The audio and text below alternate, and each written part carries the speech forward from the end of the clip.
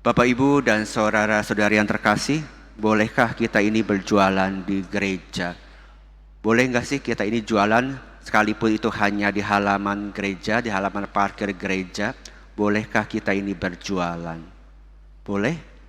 Ya, untuk menjawab pertanyaan ini, mari kita renungkan bersama apa itu makna gereja. Ya, hari ini Gereja Universal secara khusus memperingati pesta pemberkatan Gereja Basilika Lateran atau yang dikenal dengan Saint John of Lateran yang ada di Roma. Ada yang pernah ke sana? Ada yang sudah pernah ke sana? Ya, sudah ya. Kalau yang pernah ziarah, pasti tour guide-nya akan membawa kita ke Basilika Saint John Lateran ini. Nanti kalau yang belum, silahkan daftar ya. Nanti kita pergi sama-sama. Mau? Iya, nanti buat proposal ke Romo Paroki ya. Iya, jadi nanti kalau Anda pergi atau Anda yang sudah pergi, jadi kita akan lihat apa itu Basilika Saint John of Lateran, Basilika Lateran.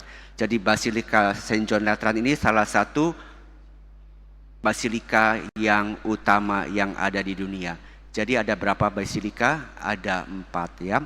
Yang pertama Basilika Saint John Lateran, lalu Basilika Santo Petrus, Basilika Mary Maggiore, dan Saint Paul Outside the Wall.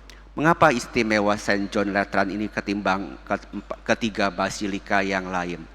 Karena basilika ini merupakan basilika yang pertama yang diberkati oleh Paus pada tahun 324. Jadi basilika adalah gereja yang diberkati Paus dan diberikan titel basilika karena gereja itu memiliki nilai sejarah, memiliki arsitektur yang spesial, dan juga memiliki makna religius. Jadi beda antara gereja dan basilika adalah basilika adalah gereja, tapi tidak semua gereja adalah basilika. Jadi sekali lagi, basilika adalah gereja yang diberkati Paus karena memiliki nilai sejarah, memiliki arsitektur yang indah, dan juga memiliki nilai religius yang mendalam. Basilika Saint John Lateran ini menjadi yang utama karena selain yang pertama dan juga memiliki bangunan yang indah, gereja ini menandakan abad yang terang. Jadi sebelum gereja Lateran ini, umat Kristiani ini mengalami penindasan, penganiayaan oleh Kaisar Roma. Baru ketika Kaisar Konstantin menjadi kaisar di Roma, agama Kristiani diizinkan dan gereja Saint John Lateran ini yang pertama yang diberkati oleh Bapak Paus. Jadi setelah penganiayaan, masa kegelapan, pembunuhan, gereja akhirnya melihat terang, yaitu melalui pemberkatan gereja yang pertama dan menjadi basilika, yaitu Basilika Saint John Lateran yang hari ini kita peringati. Jadi makna apa Bapak, Ibu, dan saudara-saudari yang terkasih yang bisa kita petik dari peringatan ini? Sama seperti Tuhan yang memberkati basilika ini melalui tangan Sri Paus sebagai bangunan, terlebih Tuhan pun akan memberkati kita. Kita semua ini sudah diberkati melalui pembaptisan, dan oleh karena pembaptisan kita ini sudah menjadi bait Allah. Dari mana kita tahu? Tadi dalam bacaan kedua, Rasul Paulus kepada jemaat di Korintus berkata bahwa kita ini semua adalah bait Allah, dan Roh Allah tinggal di dalam kita, dan Allah adalah kudus. Pertanyaannya sekarang, sudahkah kita ini menyadari kalau kita ini baitnya Allah? Sudahkah kita menyadari kalau ada Allah di dalam hidup kita? Semoga dalam perayaan Ekaristi ini kita diajak untuk semakin bersyukur dan menyadari kebaikan Tuhan. Tadi dalam bacaan Injil dijelaskan bagaimana Yesus mengusir pedagang yang ada di halaman bait suci. Hal ini akan menjawab pertanyaan kita, boleh enggak ya, kembali ke pertanyaan awal, boleh enggak sih kita berjualan di dalam bait suci, bahkan di halaman bait suci? Tadi dalam bacaan Injil Tuhan mengusir semua pedagang domba, lembu, dan juga merpati. Mengapa Yesus mengusir para pedagang itu? Mengapa?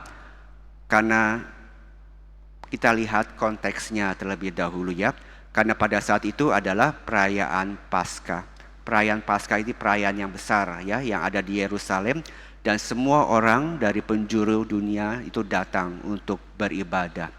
Karena banyak orang asing, tentu mereka membawa mata uangnya masing-masing.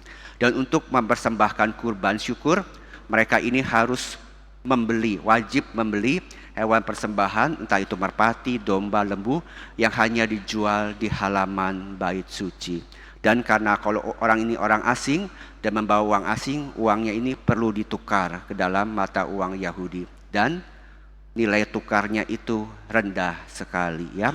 Jadi kalau mereka ini di luaran itu bisa harganya 100, tapi kalau di bait Allah, di halaman bait Allah, mata uang mereka itu cuma dihargai mungkin hanya setengahnya. Jadi pertama sudah merugikan para pengunjung, dan juga harga hewan persembahan yang dijual harganya itu bisa 2 kali lipat ya. Jadi sudah rugi mata uang, harganya pun mahal. Mengapa demikian harganya mahal? Karena para pedagang ini membayar sewa yang tidak murah. Kepada siapa bayar sewanya? Pada imam kepala dan pemuka agama Yahudi. Jadi ada pungutan liar di sini. Dan Tuhan melihat hal ini tidak baik. Makanya Yesus berkata, jangan jadikan rumah Bapakku sebagai sarang penyamun. Karena di situ kita melihat adanya monopoli dan ketidakadilan yang terjadi dalam proses jual beli itu. Bapak, Ibu, dan saudara-saudari yang terkasih, sama halnya dengan hidup kita, saat ini Tuhan pun ingin mengusir segala ketidakbaikan di dalam hati kita. Segala keresahan hati kita, kegelisahan, hal-hal yang membuat kita jatuh dari dosa, keterikatan, egoisme kita, dan segala keserakahan, Tuhan mau usir semua itu dalam diri kita. Supaya apa? Supaya kita yang adalah bait suci ini sungguh-sungguh menjadi bersih dan menjadi kudus. Sebagaimana Allah adalah kudus. Mau hidup kita dibersihkan, hati kita dibersihkan, mari kita berdoa kepada Tuhan supaya kita boleh mengusir segala hal-hal buruk dalam hidup kita, biar digantikan oleh kekudusan dari Allah.